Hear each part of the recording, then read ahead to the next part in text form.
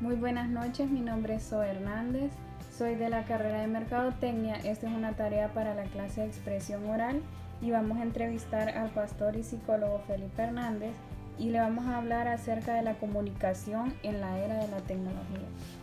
Muy buenas noches. Buenas noches, Zoe, para servirte. Ok, el tema es la comunicación en la era de la tecnología. Primeramente, la pregunta es, para usted, ¿a qué tipo de personas se refiere cuando hablamos acerca de la comunicación en la era de la tecnología? Bueno, en los años, en el siglo pasado, se dijo que el tren acercó las distancias, ¿verdad? Acortó las distancias porque pues se podía comunicar de un pueblo a otro y hasta de una ciudad a otra. Pero con el internet se dice que el internet eliminó las distancias. Entonces, al eliminar las distancias, podemos tener comunicación más fluida sin el lapsus de espera entre personas viviendo en distintos lugares, de modo que podemos transmitir mensajes mucho más rápido, darnos cuenta de los eventos de la vida que están pasando en el entorno de los diferentes países del mundo de una manera mucho más rápida. Entonces hago énfasis en el punto de que si el tren acortó las distancias comunicativas, el internet eliminó las distancias, de modo que vivimos en un mundo global en donde lo que ocurre hoy en Ucrania se sabe en segundos en todo el mundo. Tiene una repercusión, eso se llama la resonancia de la comunicación. Es decir, una noticia, un evento X en un lugar tiene resonancia a nivel global, a nivel mundial, de una manera impresionantemente rápida. Siguiente pregunta es, ¿cree usted que la gente de hoy en día le tome importancia a la tecnología? Yo creo que más bien tenemos un problema de exceso de importancia, porque así como el internet hizo que el mundo se globalizara y se volviera, como dicen hoy día, una aldea global, tenemos comunicación expandida hacia afuera de una manera brutal, ¿no? Y hay veces hasta abusiva y exagerada. Pero así como comunicó al mundo el internet, así, utilizando un término no tan gramáticamente correcto, pero descomunicó a la familia.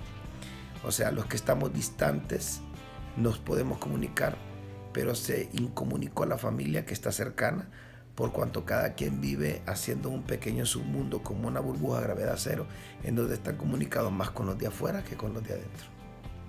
Hablando de habilidades de comunicación, ¿qué tan importante es para usted la comunicación en cuanto se habla de jóvenes y adultos? Bueno, la comunicación entre ambas generaciones, ¿está hablando? Sí, correcto. Ok, es muy buena, o sea, es necesaria, ¿no? La generación pasada tiene mucho que enseñarnos a nosotros y nosotros tenemos mucho que enseñarle a la generación que está brotando ahora mismo. En ese proceso comunicativo podemos transmitir valores, podemos transmitir ideas, podemos transmitir experiencia, pero curiosamente las redes sociales o los mecanismos de comunicación no transmiten mucho esas cosas. Se transmite más lo que se llama, hay países donde le llaman la comunicación chatarra, ¿no? o la información basura. Es decir, la información basura es la que invade y tiene expansión mucho más amplificada que la comunicación informativa educacional. ¿Okay? Esa corre un poco más lenta porque estamos viviendo de experiencias fugaces, rápidas, repentinas y emocionales, más que la adquisición de conocimiento y o sabiduría para hacer un avance personal y a nivel nacional. Entonces, la comunicación entre la generación, podríamos decirlo, pasada, que se está yendo, que está envejeciendo, y la generación nueva, es necesaria, es vital. Considero yo que no se está fluyendo en la comunicación como debería, en una transmisión de vida, experiencia, conocimiento y sabiduría. Siguiente pregunta, ¿de qué manera cree usted que puede ayudar a todos esos jóvenes para obtener una mejor comunicación en el aspecto pastoral y psicológico? Bueno, Jesucristo fue un líder que logró unir las generaciones, las dos generaciones en las que le tocó vivir. Hay una historia que es muy profética, contiene mucho simbolismo profético que nos ayuda a ver hasta filosóficamente el trabajo de Jesucristo en la tierra. Jesucristo vino y en algún momento dado, cuando iba a entrar a Jerusalén, mandó traer una asna y un pollino.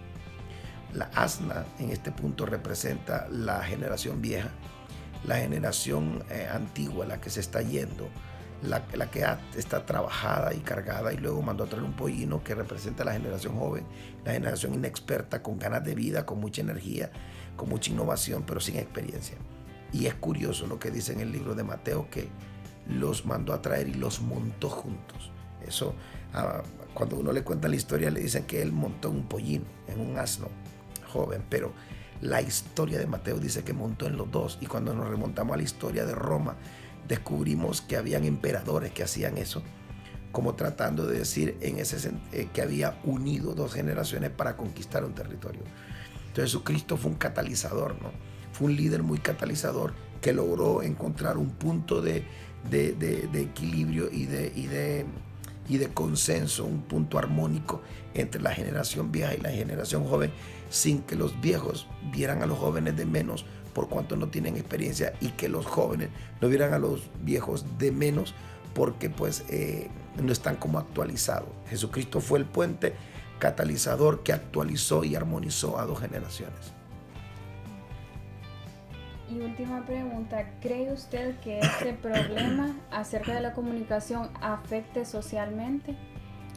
Totalmente. La juventud de hoy día padece de mucha crisis existencial, depresión blanca, a causa de que saben mucho de lo que no necesitan. Entonces la comunicación tiene que ser revisada, porque muchas veces estamos sabiendo mucho de lo que no necesitamos, y lo que necesitamos no lo estamos recibiendo comunicativamente o no estamos siendo informados. Entonces, si alguien se mete a redes sociales u otro tipo de comunicación virtual, descubrimos que está oyendo y viendo y llenando su cabeza de información que no necesita, simplemente porque le entretiene, porque le hace pasar el tiempo. Entonces ahí se produce un estrés informativo, y los jóvenes padecen de mucho estrés emocional por causa de que tiene mucha información que realmente no necesita. Como última cosa, ¿usted qué mensaje le dejaría al joven universitario que está empezando o que ya se va a graduar en cuanto acerca a la comunicación y cómo escuchar al que sabe? Porque hoy en día vemos que muchos jóvenes, porque ya se van a graduar o porque están obteniendo un título universitario, se creen más que otras personas, o creen saber más que otras personas. Bueno, para empezar, conocimiento no es sabiduría. Conocimiento es importante, es vital, pero no es lo más importante ni tampoco lo más vital. Mucha gente informada está fracasada, pero gente sabia no fracasa. Y la sabiduría no se obtiene en un libro, tampoco se obtiene en la universidad. En la universidad se obtiene información, conocimiento, pero no sabiduría. La sabiduría la da la vida, la experiencia, las caídas, los fracasos. Y hay una manera de aprender sabiduría que no necesariamente tiene que ver con fracasar personalmente, sino con apegarse a las generaciones pasadas, que tienen mucho que enseñarnos, por donde sí, por donde no y por donde nunca. Recuerdo un dicho judío que dice que el polvo de las sandalias de tu maestro caigan sobre ti. Eso era porque los maestros rabínicos en aquel entonces, así como los griegos, por las diferentes corrientes filosóficas que existieron, tomaban a sus discípulos y los andaban a la par de ellos. Entonces era un dicho, ¿no? Muy filosófico, que el polvo de las sandalias de tu maestro caiga sobre ti. O sea, que camines tan cerca de un mentor de vida que puedas absorber la sabiduría que él contiene en sí mismo y los misterios y códigos secretos de vida y de éxito, de felicidad en el cual él opera. Antiguamente en Israel, y todavía se hace, los ancianos se ponen en la puerta de la ciudad y la generación nueva, cuando hacen la fiesta del bar mitzvah o el bat mitzvah, que es cuando la muchacha cumple 12 o el muchacho cumple 13, que ya se vuelven mayores de edad, van a la puerta de la ciudad y reciben los consejos de los ancianos, los reverencian, los atesoran y los aplican en su vida. Resultado, hay un libro que se llama El Judío Prominente. Los judíos son los dueños del 70% de las riquezas del mundo. Eso sencillamente nos dice mucho de por qué nosotros seguimos siendo países hispanos con grandes problemas en atraso estructural, cultural, psicopedagógico, espiritual sobre todo. La pobreza que viaja en niveles impresionantes y a velocidad de un tren bala en la vida de la gente, independientemente del título que tenga. Y cuántos egresados de la universidad no vemos que pues se gradúan y no tienen trabajo. Lo que dice Robert Kiyosaki en su libro Padre Rico, Padre Pobre, donde indica que el 70% de los egresados de la universidad trabajan para el 30% que no fueron, pero que tienen las ideas. Porque la universidad muchas veces, si te descuida, corre el riesgo de hacer una impronta en la mente de los alumnos, de prepararlos para ser empleados. Y algunos son empleados VIP, pero empleados al fin. Pero no los preparan para ser dueños de sus propios sueños y arquitectos de sus sueños. Bueno, muchas gracias. Esta fue la entrevista con el pastor y psicólogo Felipe Hernández. Si desean saber más información acerca de él, pueden encontrarlo en Facebook como Felipe Humberto Hernández Martínez, o su página Pastor Felipe Hernández, o la página Ministerio Internacional Casa del Señor. Muchas gracias. Paz.